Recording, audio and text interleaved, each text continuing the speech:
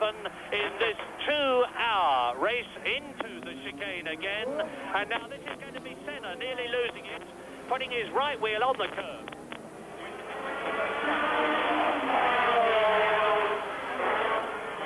That's a replay that Senna was so close behind he couldn't see where he was going, and that was really, I would say, the cause of that bounce over the chicane. But here are the pair again, still doing battle.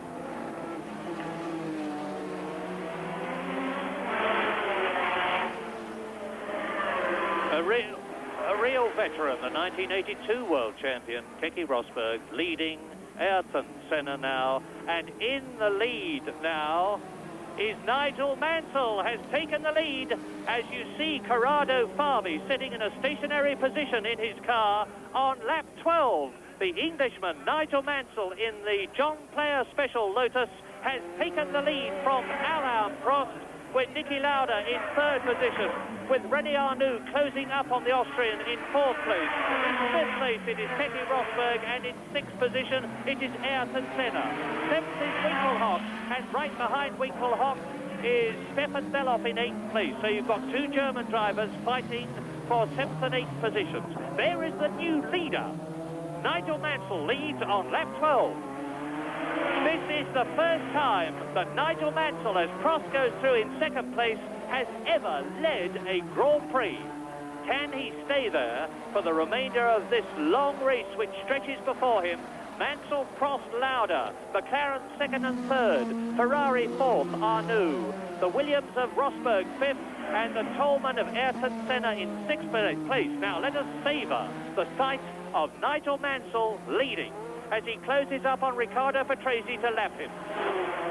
And look at that visibility. I mean, Nigel Mansell is looking through a total fog, but of course that's the occupation hazard. As the race leader, it's only back markers fog he's looking at, and you see he has no visibility at all. That shot that we saw from behind was, we saw considerably more than Mansell would have done, because he was right under the other car's wheels. There goes Alain Prost, who will be catching in this situation. But in the meantime, there's Nigel coming through clear, and now Prost has the problem also of getting round Riccardo Patrese. He's got to peer through the spray, but in the meantime they have actually pulled away from Niki Lauda, who, despite being quickest in the warm-up this morning, is losing ground to the leading pair. And Nigel Mansell, what a magnificent race he's driving. It was generally reckoned before the race that Goodyear didn't have as good wet as Michelin had for their tires, but happily for Goodyear, haven't they proved us all wrong, because their tire is proving entirely competitive. So, Mansell leading. Well, what a wonderful sight.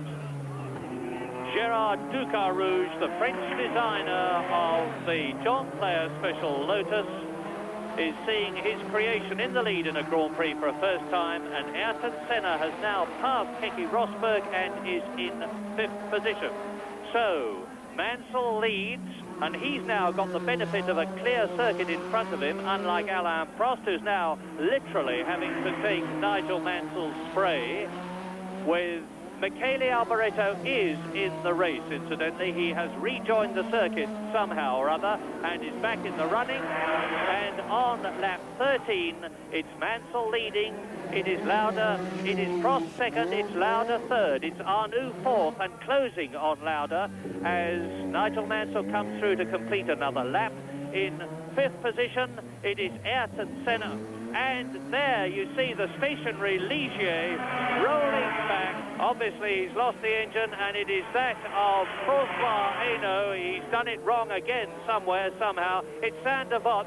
You can see the climb.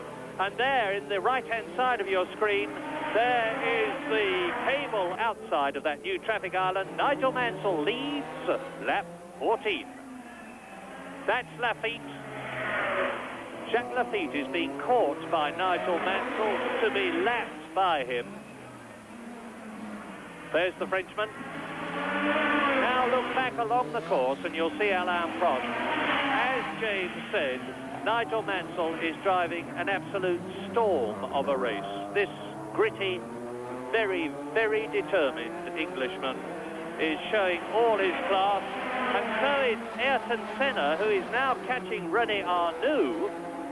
And as you can see, Mansell is the fastest man on the circuit, 1 minute 55 compared with the lap record of 1 minute 26 held by Riccardo Patrese.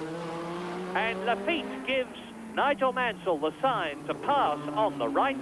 Nigel Mansell takes it and is coming through shortly to complete his 14th lap. Prost is still second. Lauda is still third. Arnoux is still fourth, but Senna is catching him. We hope we'll see that shortly. You're looking at Prost in second place.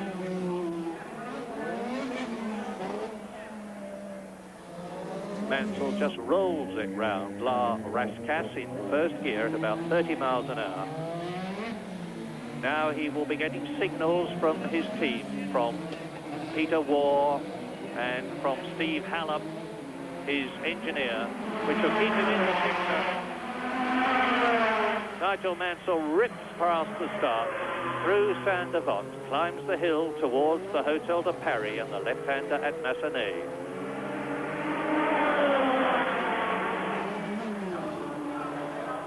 Here he comes into the long left-hander at the Hotel de Paris. Then he flicks it right, drops down the hill. This is the most spectacular point in motor racing that he's approaching. It almost touches the barrier on the right there when he's got the line right, and he has. Niki Lauda is still in third. Now, Ayrton Senna is catching Lauda. I hope they're going to show us this, because this is sensational. Ayrton Senna is coming up through the field, and there is Lauda, there is Mansell, sorry, into the tunnel. And of course a lot of the moisture and the wetness with Corrado Fabi's Brabham parked there is being carried through into the tunnel itself. Mansell is through and away. Prost in that second place. Lauda is in third position, and Ayrton Senna is now in fourth position. He's ahead of René Arnoux, having already passed Keke Rosberg. So the brilliant Brazilian is now showing the class that we've always known was there when he was in Formula Ford 2000, Formula 3, and now Formula 1. Alain Prost tiptoeing round the swimming pool after the race leader, and Nigel Mansell now very coolly dealing with things. He is in his 49th Grand Prix. He is no new boy, but it's a new experience for him to know that he's leading a Grand Prix. The Renault-engined JPS Lotus is sounding crisp and clear. Prost goes through, his engine is rumbling.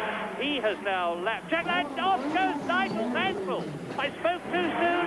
Mansell's lost it in the biggest possible way. That was the race leader. Now look at this. His wing's damaged. That's going to affect his downforce.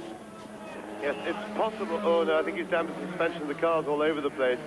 And that was really a terrible, terrible mistake by Nigel Mansell, because he was pulling away from Alain Prost. He's handed it back to Prost, and all he had to do was to keep the thing straight. But when I say that by no means easy, and poor Nigel Mansell. He's done so well up till then, and I think that was a mistake of inexperience. It's very difficult.